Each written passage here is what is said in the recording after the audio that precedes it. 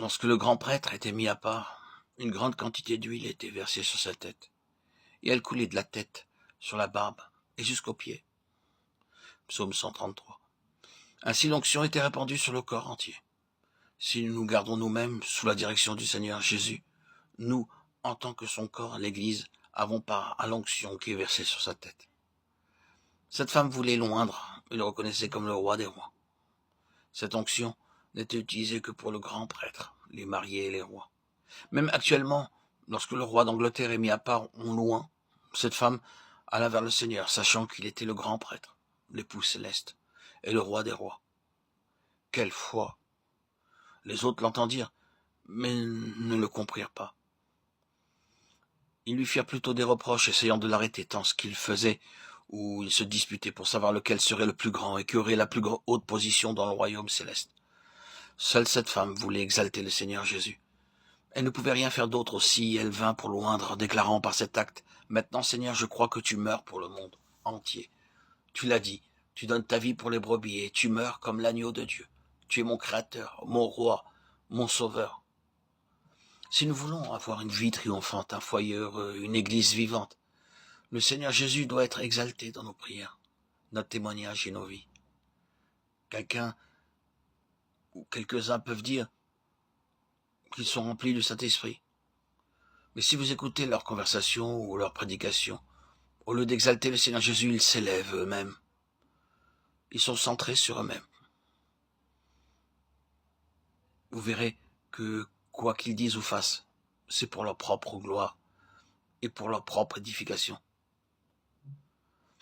À ce sujet, le Saint-Esprit nous avertit dans Actes 5, 30, 32. Pierre exaltait le Seigneur Jésus lorsqu'il déclara comment le Seigneur Jésus était élevé.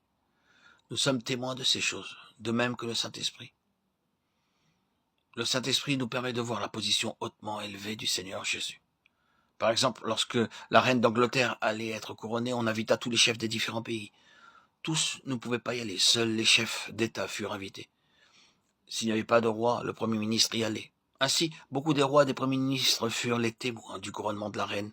Et lorsqu'ils retournèrent dans leur pays, ils racontèrent ce qu'ils avaient vu et comment la reine avait été couronnée. Le Saint-Esprit fut le premier témoin dans le ciel de l'exaltation du Seigneur Jésus. Éphésiens 1, 20 à 23. Il fut témoin de l'élévation le jour de l'ascension du Seigneur Jésus.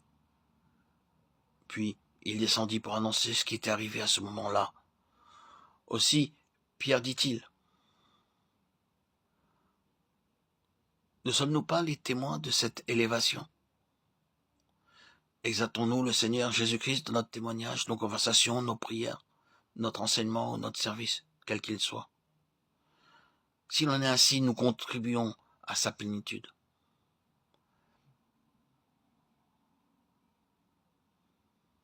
C'est ce que fit cette femme, en versant cette huile pour oindre le Seigneur, ce parfum. Elle avait reconnu la royauté du Christ, Dieu, l'agneau de Dieu, le Créateur et roi, le divin Sauveur.